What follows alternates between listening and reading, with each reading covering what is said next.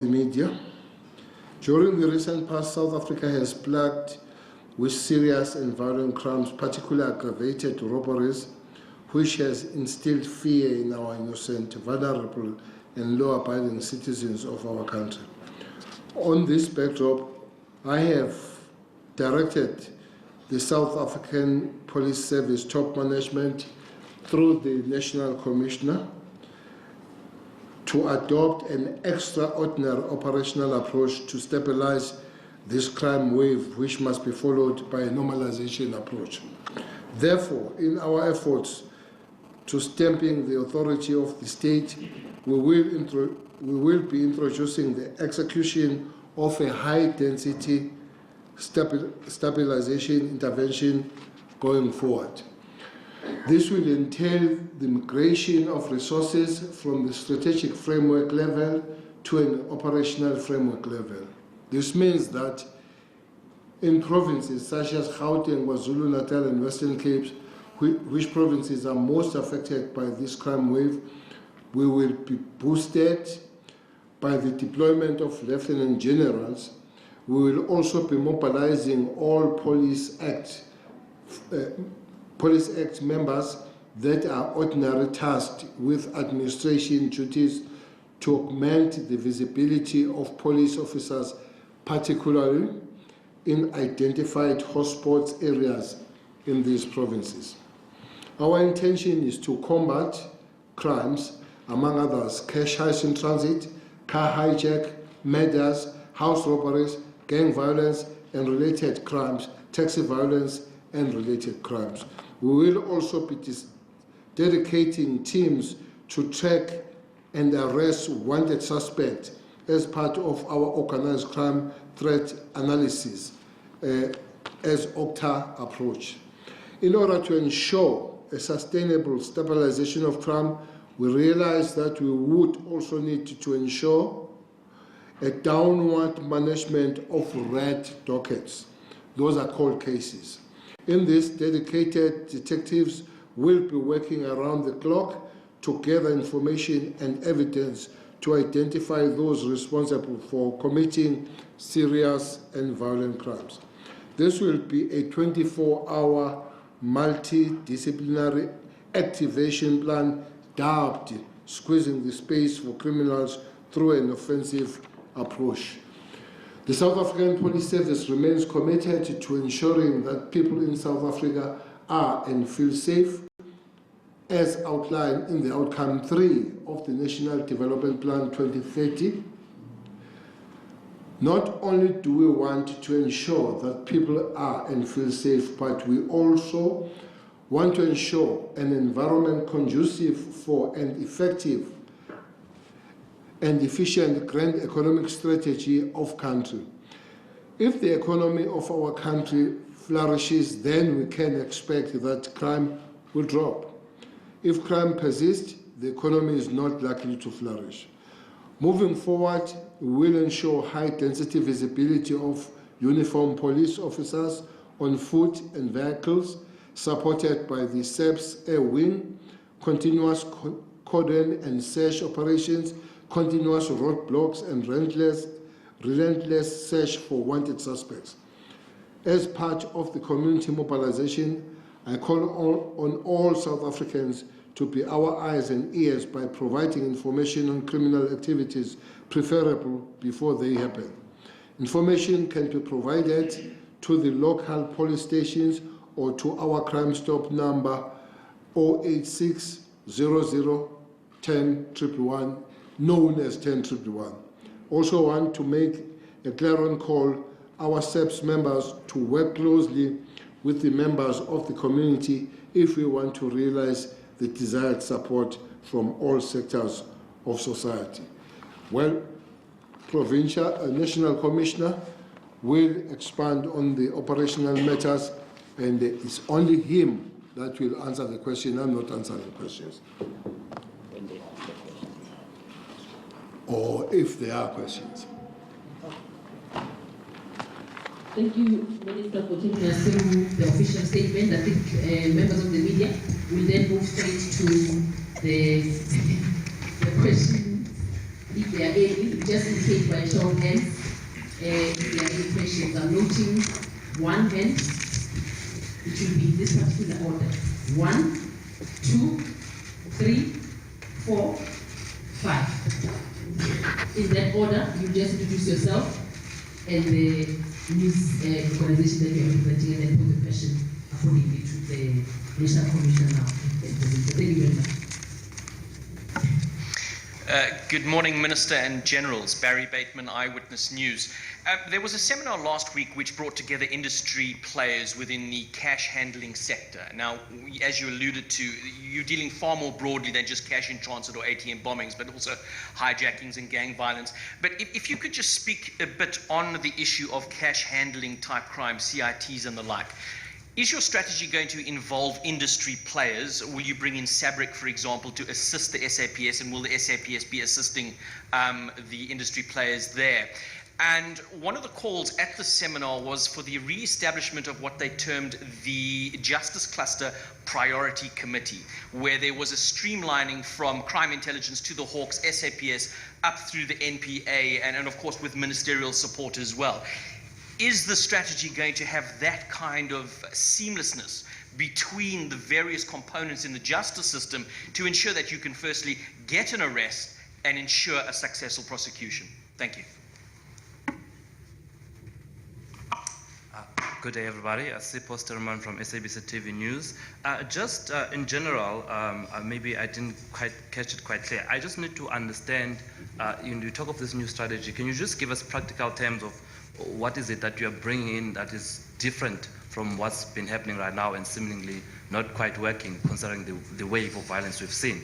And if we speak on this cash and transit matters crimes, there are a lot of allegations that police are involved in these crimes. So what are your own investigation telling you about police involvement, and what are you doing regarding that? Thank you. Good morning, Michael from ENCA. It's just a point of clarity, please, General. The Minister referred to, and if I have this correctly, that there are certain police officers that are doing administrative jobs that'll be repurposed to augment this high-density approach. Just clarity, will police officers who primarily do administrative jobs now be put onto the streets, as it were? Thank you.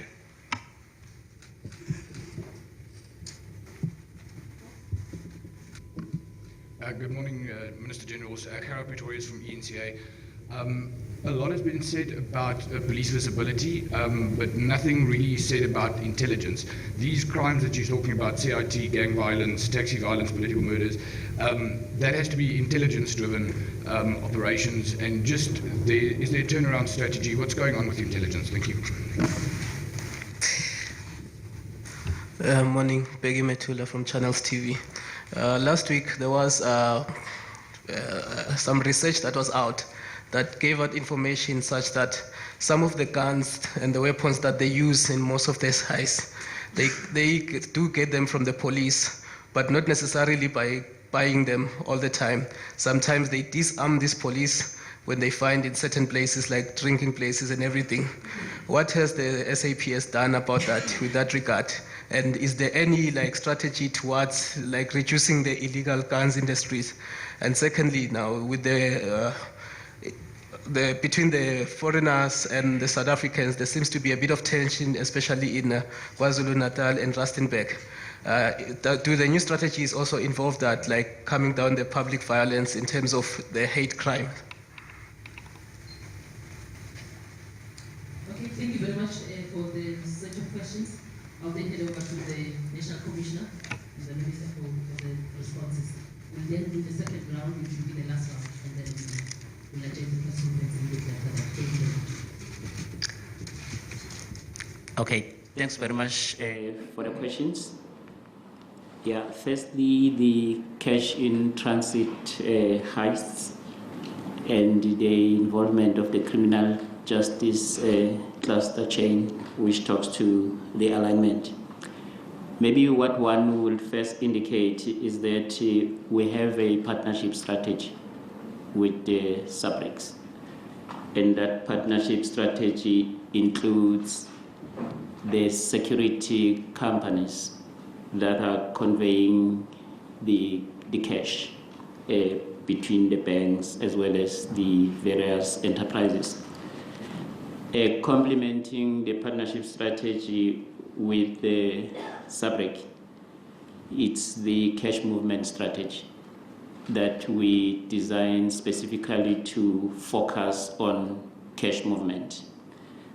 Beyond this particular session of today, and as part and parcel of the stabilization, we're also going to engage all the security companies that are conveying the cash, and we're going to be linking them to the activation plan, which is at the center of the operation.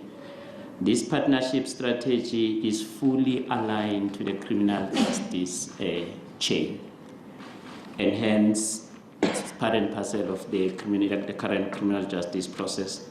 We have reactivated this particular partnership and is fully aligned to the stabilization. The second question about police involvement. One, we're not going to say police are not involved, but what we're promising is that the moment we find that any one of them is involved, then that policeman is no longer part of us. We flush them out immediately out of the system. We go both criminal as well as departmental, and we immediately take them off the system. Our intelligence is specifically also tasked to look into such members who might be contaminated. These include other processes that are assisting us, like your lifestyle audits and other intelligence-related process. But the message that I'm just sending is that where we find their involvement, then they're no longer part of us and they join the criminals. We take our own uniform and we give them the orange uniform. Then the police who are doing administration, I'm sure the minister was very clear in the media briefing. He indicated that as we stabilize, all members would be taken out of their offices. Of course, we will be allowing the administration to continue to run, but all those members who are in the administration who are trained will be in the field. But what we want to further explain very clearly, he further said, during this stabilization process, there will also be a migration of resources from the strategic framework into the local policing framework.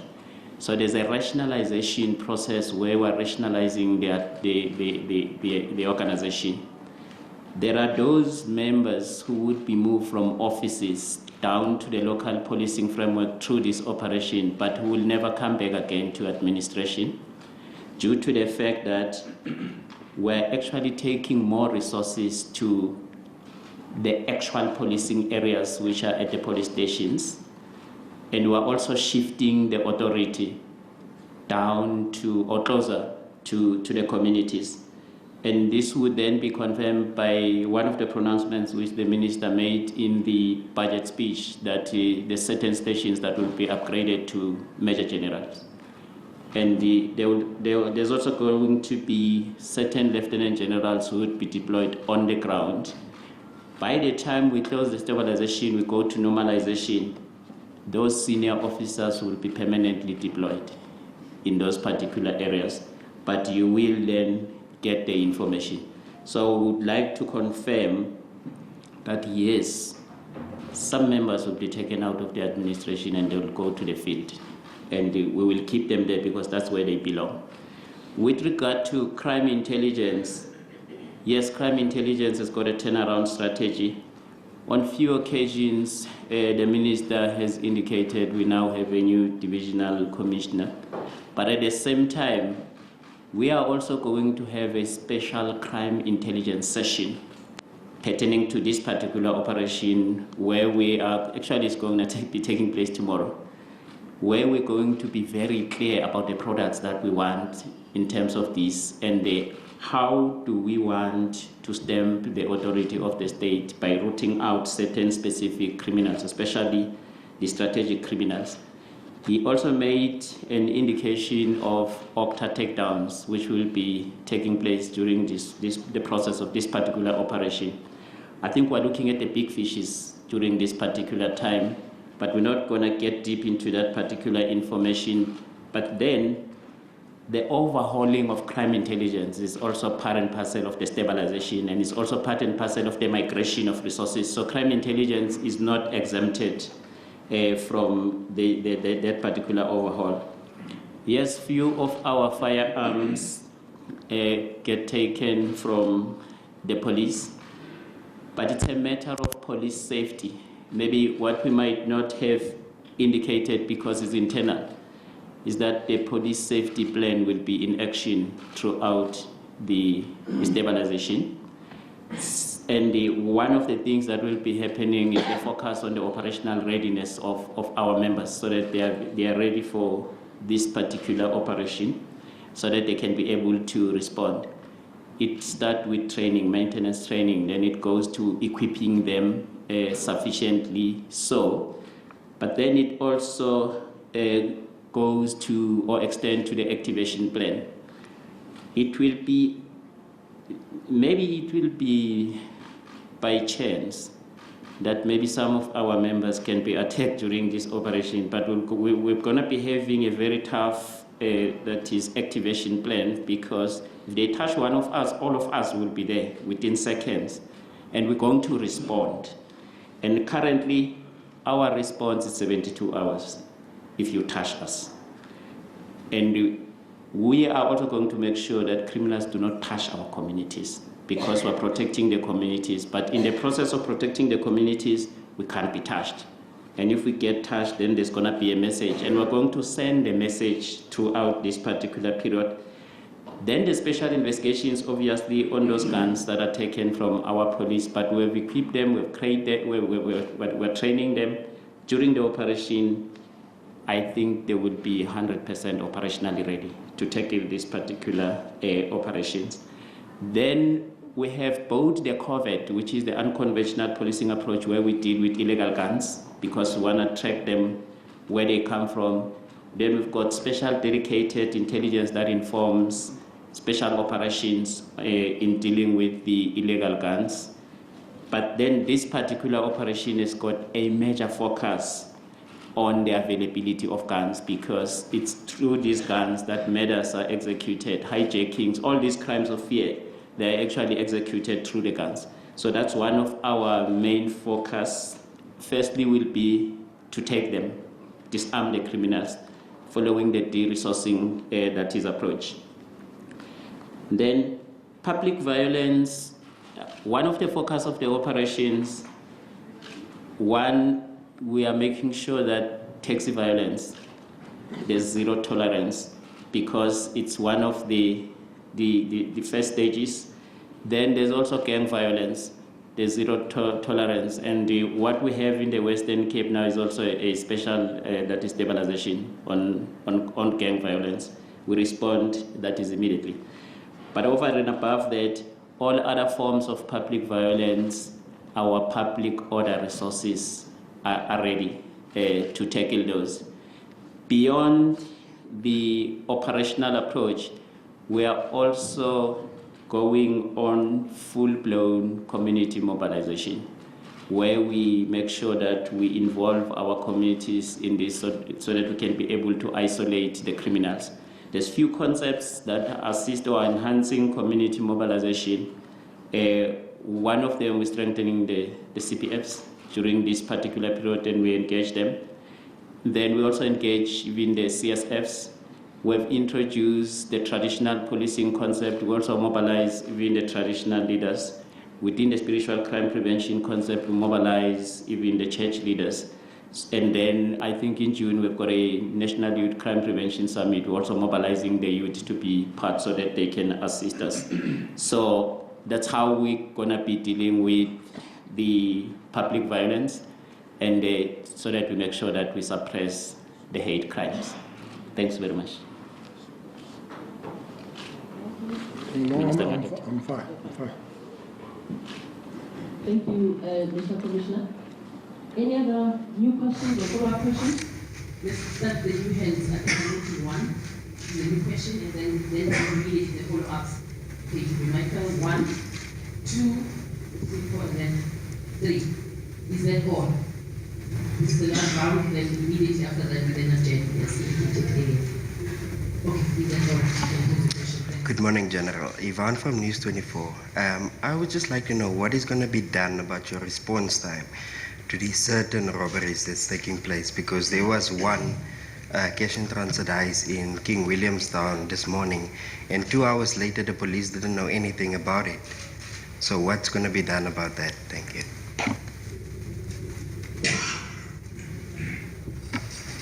Michael from ENCA again. Minister, this is a repeat of a question I asked you earlier about the political killings in KwaZulu-Natal. I think maybe the General is best placed to answer it. The special task team that was set up in 2016 to investigate these political killings in KwaZulu-Natal, what has that 2016 task team managed to uncover so far? Thank you. Cele from SABC. Just on the issue of moving the administration staff on the field, it's a bit general. So do you have like a certain number? Are we talking about how much are you boosting the force on the ground? Is it 30% or what are the certain areas you're going to be targeting with this moving around? If you can just give us the specifics. And also, a matter that I've been trying to get a response on is the issue of IPID that is said to be investigating about 10 police generals. So you hear announcing a strategy to fight crime, but we have the police watchdog saying, well, 10 of your generals are under investigation. What's your response to that? Thank you.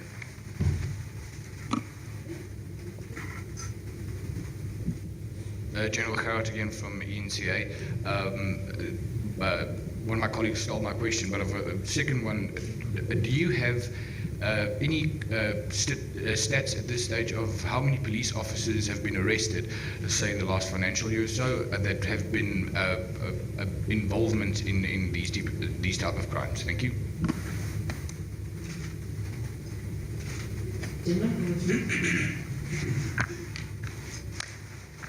Thanks very much for the questions.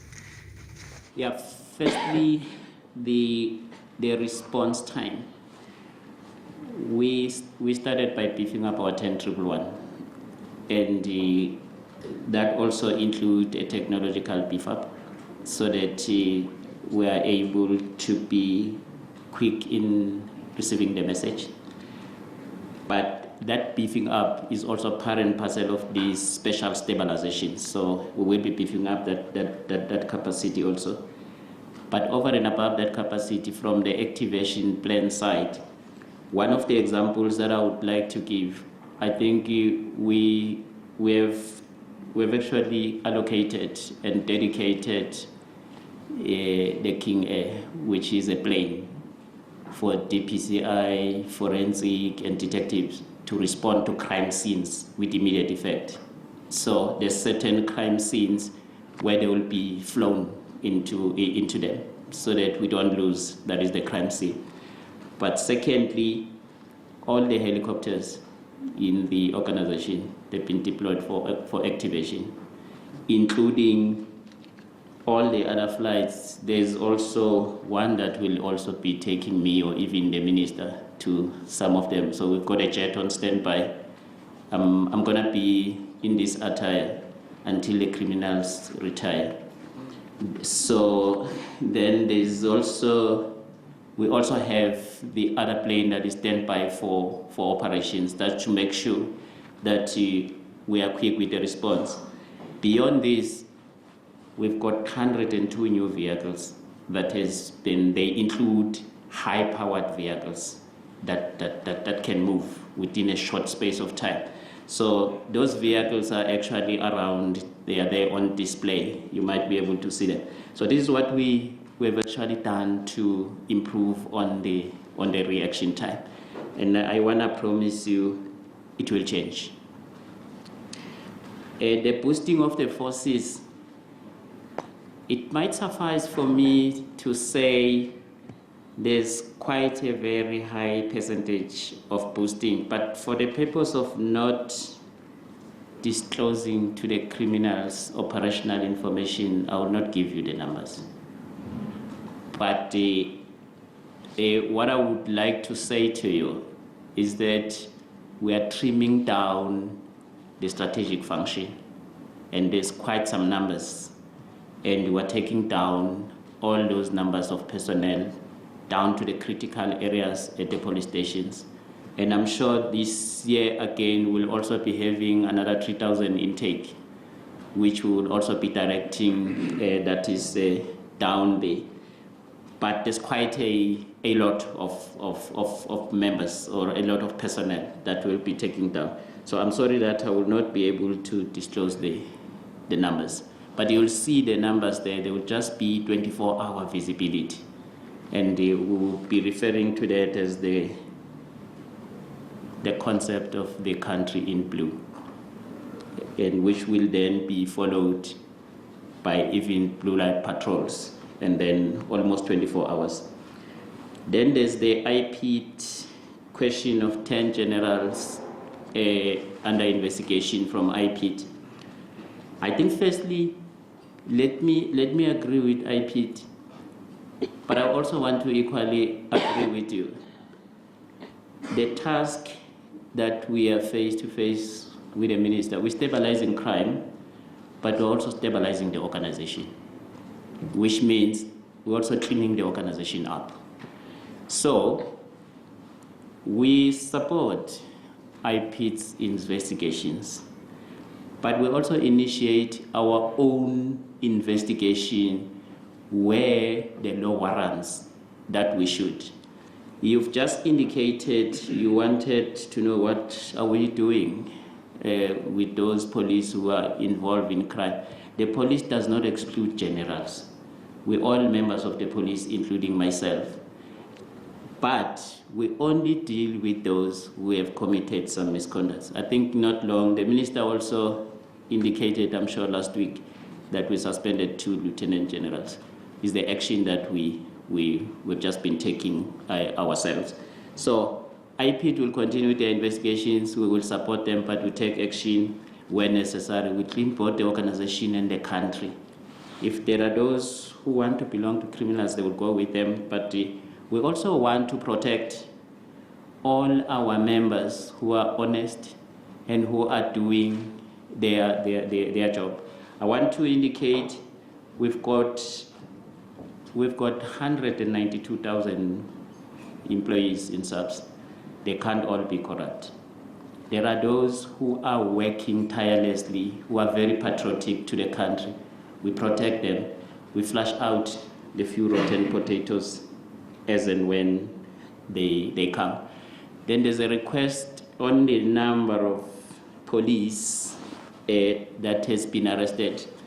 We cannot give an accurate figure now, as the figure would be changing. We arrest them as they commit the crime like any other criminal, but the report can be made available, but just at the moment, we don't have it, as you asked the question on the spot.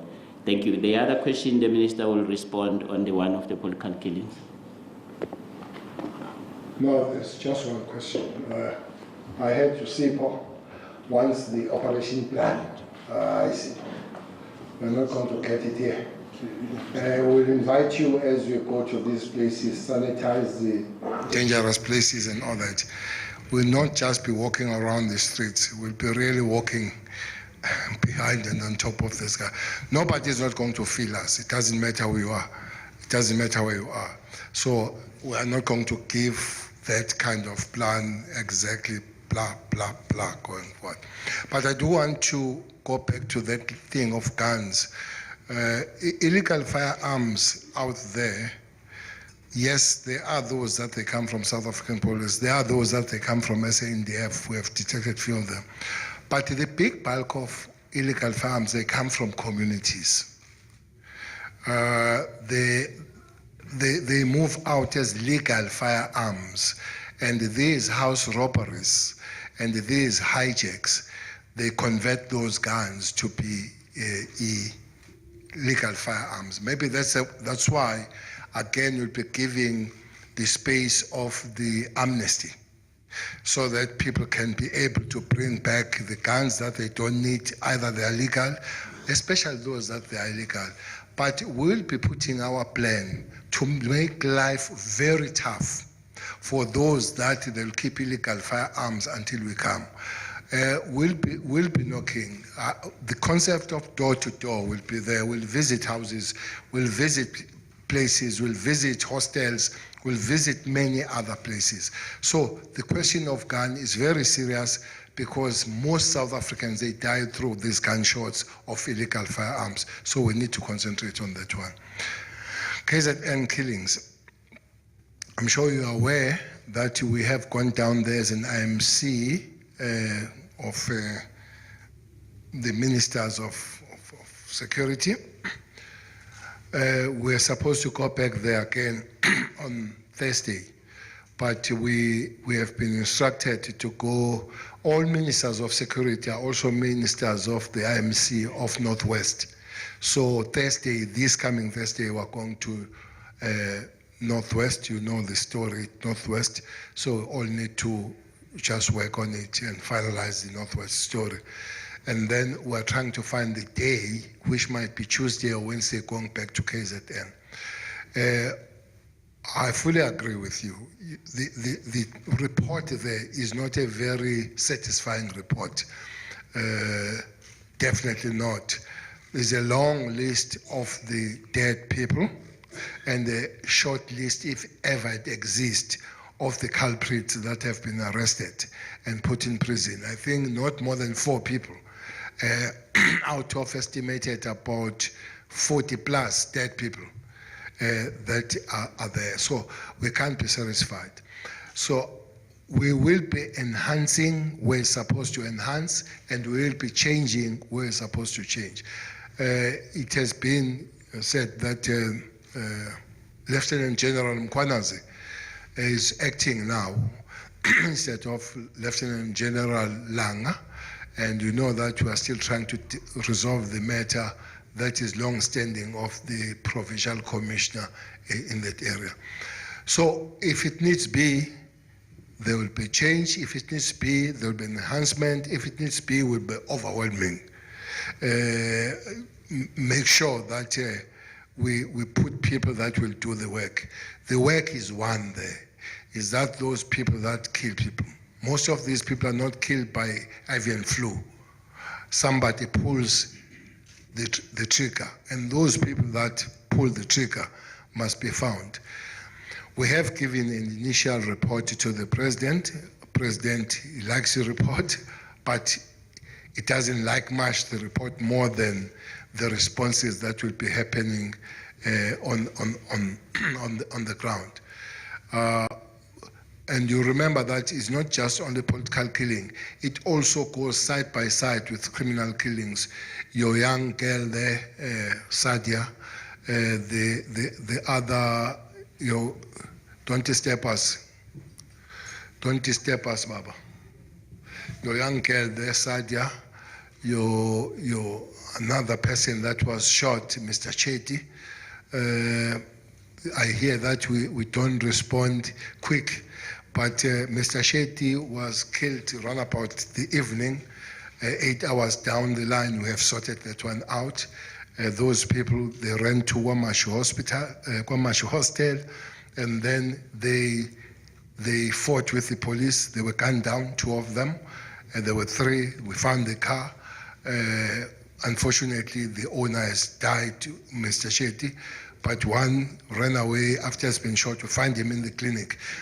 So these responses will be better as we go forward. We'll definitely, the more of us on the ground, the better technology, the better intelligence, the better understanding will make us to respond much quicker. We have spoken with the National Commissioner, especially on the technology matters that are not going to reveal here, but it's going to be big part of policing the technology that will help us to respond quicker and decisively so. I guess, Commissioner, some of us that have been in the police for a long time, you'll allow us to go and refresh in terms of shooting range and all that. But it's going to be a policy to take most of us out of the offices and be sure that you find us on the streets to work with the foot soldiers to make South Africa safe and feel safe. Thanks.